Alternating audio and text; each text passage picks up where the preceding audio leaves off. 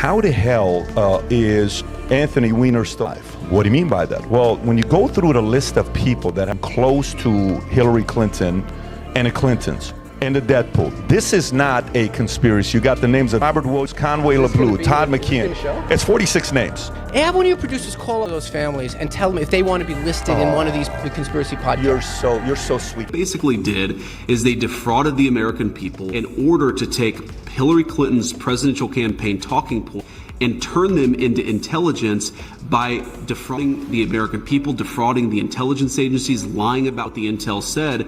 They would take something that's sort of the Hillary Clinton campaign talking point, and they would overemphasize it and exaggerate it. There was more of a demolition than a conversation as JD Vance and Patrick Bet David concentrated on Hillary Clinton. Bet, the combination of David's systematic correctness and Vance's political acumen, created a lethal force that exposed the flaws in Clinton's painstakingly constructed image. The storyline around her whole career was shattered in addition to her record. For once, the queen of reinvention had nowhere to hide, and her delusions all came crashing down. Hillary Clinton's CFO in the campaign, right? Part of my history. Were you? Yes or no? In 2016. Did you facilitate the payment for the Steele dossier since you were CFO of Hillary Clinton campaign? Sir. Yes or no? Sir. To know. That was not. You're under oath, Chair. Yes or I no? know. It was not something I was aware of. I get the rest of my time. Thank you. To try to silence him and shut him up. And then consider, just yesterday, one of the chief surrogates of of Kamala Harris's campaign is Hillary Clinton. And you know what Hillary Clinton said yesterday? She said that misinformation should be met. Patrick Bet, David's analysis of Hillary Clinton's political approach is quick.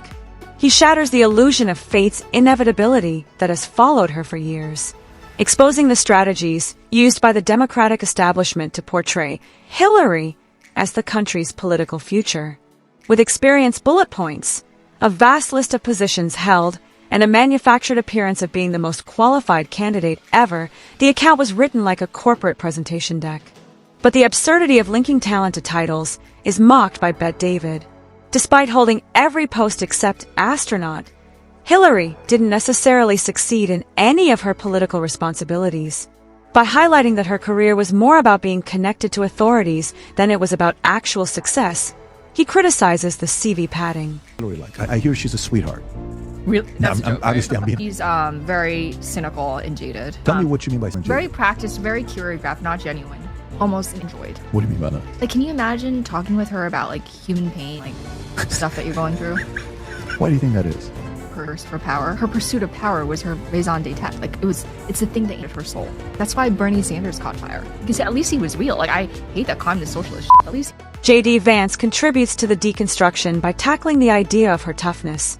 The establishment saw Hillary as an invincible warrior, a woman who fought against attacks for decades and came out stronger. Vance, however, alters the narrative to assert that the harshness was a front to hide cynicism. She was not being attacked. She was preparing violent power fights behind the scenes and had mastered the art of playing the victim. Vance points out that it is paradoxical that Hillary became a feminist icon while advancing her own career by taking advantage of her husband's problems and political connections. Without Bill, Hillary would have been a small-town lawyer in Arkansas rather than the self-styled savior of the Democratic Party. Still waiting for accountability on the whole Russia collusion made-up story. Now that DNI, Tulsi Gabbard, has released all of those classified documents, we're actually seeing who was behind this. Do you want to see indictments? I absolutely want to see Maria. Look, of course, you got to have the law follow facts here. You don't just indict people to indict people. You indict people because they broke the law. But if you look at what Tulsi and Kash Patel revealed in the last couple of weeks, I don't know how anybody can look at that and say that there wasn't... By bringing up her infamous likability problem, David makes fun of the idea that America was preparing for a female president. He argues that the reason was her personality rather than her gender. The applicant's smugness, sense of entitlement, and robotic delivery gave the impression that they were more of a corporate HR manager lecturing employees about mandatory training videos than a leader. He portrays a Hillary campaign speech in which every phrase seems like a prepared PowerPoint presentation and the audience is unable to tell whether they are inspired or are just waiting for the coffee break. Hillary wasn't disliked because she was groundbreaking, indicates the humor. Because she was so unrelatable, she was despised. Is Hillary Clinton. You know what? You think she wants Kamala Harris to be the first female president? Are you freaking kidding me? It should have been me, not Kamala. Who is Kamala? Imagine dinner. He's around. It's just her and Bill, whatever, in their pajamas. I would assume they're pajamas. I don't want to visualize, but come back to me. Whatever they're doing, can you imagine? Can you imagine if, who is she? Look at the way she answers. Over me, Bill. Over me, Bill. Vance takes a closer look at her political history and criticizes the way she adapted to the circumstances. When it worked for her, she was the forward-thinking fighter. When Wall Street donors opened their wallets, she was a big bank pal. When the wind shifted, she was suddenly the voice of ordinary Americans. Vance calls attention to the absurdity of her campaign road upgrades. She is having champagne with Goldman Sachs executives 1 week. The next week, she is pretending to feel sympathy for coal miners by talking about her own struggles as a youngster. That we ought to throw people in jail, and silence them if they say something that Hillary Clinton disagrees with. And here's the thing. If you're willing, my friends, if you are willing to throw a person in jail because you disagree with what they say, then you're going to be willing to put a bullet. Because the contradiction is so clear, Vance struggles to remain composed while explaining it. Hillary was not a good leader. She was a political chameleon who changed her colors whenever she was in the limelight, but she thought no one would notice. Bet David then attacks the Clinton Foundation, saying it is the biggest family business posing as a charity in modern history. In his ruthless portrayal, billionaires and world leaders are lining up to donate, not out of charity, but out of expectation. The idea that, like stock options, Hillary's political influence might be bought. I got one of the election supervisors in Manhattan camera admitting that the Democrats bus people in Chinese and Islamic and Hispanic neighborhoods so that they can commit voter fraud. And a lot of this stuff was front page news. It dominated the news cycle. What kind of background check did they do on you? What kind of, are they doing any vetting, references? They didn't do any vetting. It was shocking. This is a presidential campaign. Presidential campaign. No vetting. I mean, if they did vetting, then we would have never been able to get close to Hillary Clinton with a hidden camera. Well, and were you ever in the same room with Hillary or no? The foundation changed from being a charity to a pay-to-play investment fund, and access was the dividend. The roast is unpleasant because the facts line up too well. Every transaction, every foreign gift, and every photo opportunity was tainted by the smell of transactional politics. Bet David reveals the hypocrisy of turning power into a family business while promoting public service. Vance brings up the 2016 election, in which Hillary Clinton lost to Donald Trump by a margin of 28 points, which was equivalent to losing a Super Bowl game. The story I want to start off with is the subpoena story that was just dropped. I'm pulling that up. I don't even know if we have that story because it just happened right now. House panel subpoenas Clinton's and other ex-officials in Epstein probe, seeks files from the DOJ. This happened, just look what time it is right now, 11:01 this morning. If we can read this article, the House Oversight Committee issued subpoenas to slew of former Attorney General and FBI directors Clinton's for their testimony case involving sex offense. Despite having all the advantages, money, the media, the establishment, and the polls, she lost to a man who sometimes treated campaigning like stand-up comedy. Vance ridicules the ensuing explanations. The Russians, the FBI, and the fake news. Everything was at fault, except the candidate herself. I was able to record one of Manhattan's election supervisors admitting that Democrats specifically target Hispanic, Muslim, and Chinese voters to commit voting fraud. Oh, that's what's going on. How closely are you following that, and what do you know about it? I want to say the fact that the DNC elevated Bill Clinton as one of the keynote speakers at the convention and that they had running around Georgia, around the East Coast campaigning for Congress, disgusting. It was political malpractice. Who does that appeal to? He's already been exposed as a sexual... You know, a lot of stuff made the front page. It took center stage in the news. She didn't lose because she was robbed. Rather, it was because she couldn't sell herself outside of exclusive circles. Bet David goes back to Hillary's steadfast moral superiority and obliterates it with ruthless ferocity. He highlights the manner in which she positioned herself as the spokesperson for moral rectitude. Vance sharpens the knife even further by critiquing the weakness of her feminism. Do you think everyone's going to plead the fifth?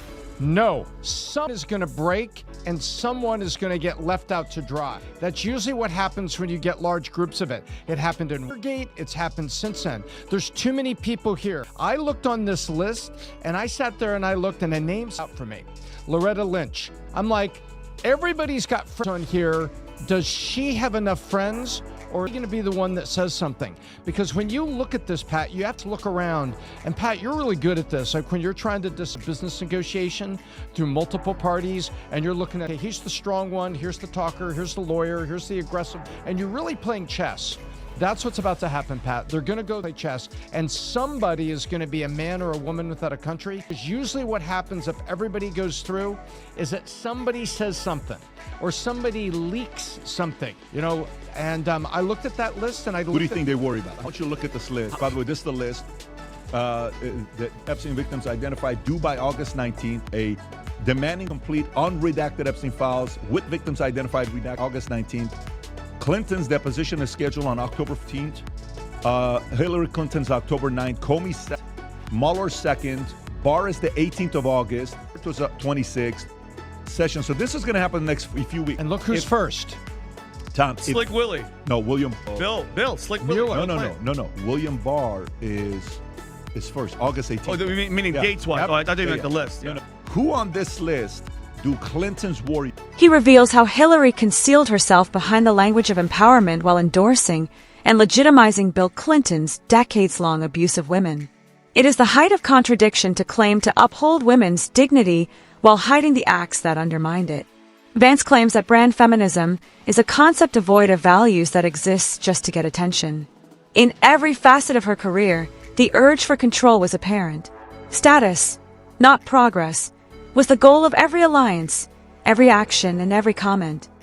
Happiest people. I ranked who the happiest people are that Kamala did. I said number one is probably Hillary Clinton because I agree with you. Yeah, I don't think she wants Kamala to be the first female president. She's not at Hillary's level. No. By the way, there will be a female president. It'll be a Republican. Yeah. Just gonna go ahead and throw that out. And so that's one. Okay. Two, I think the happiest is Joe Biden. The fact that she ran for office out of necessity rather than vision is something that Bet David makes fun of. It seems certain, but the moment she had to deal with someone she couldn't outspend or outstrategize, it fell apart. Officiated your wedding with Huma, your wife, if I'm not mistaken. So you've been very close, and your wife, is it still wife or ex-wife? I think it's separated since 2017, right? We're separated. We co-parent Jordan, but we're separated. Okay. And, you know, she was a right-hand person to Hillary Clinton in 2016 while the scandal was taking place. For years before that, she was with Hillary for 20 years. And the whole thing with the life insurance, you know, the email, $650,000, the one folder with the word life insurance and the files that are in there. So next thing that people said, you got to ask him is the following. So, Rob, if you can pull up this story, I'm not going to buy into this one. Well, 9 out of 12 NYPD who saw the email and saw what was in that laptop, committed suicide. And it was, 7 of them June, and it was the most ever that this took place. And these are the men that committed. She was supposed to demonstrate that the status quo persisted and that the establishment could still produce presidents in the modern era. Instead, her death became the burial of the concept. Vance makes the scathing claim that Hillary didn't just lose an election. She exposed the flaws in the framework she supported.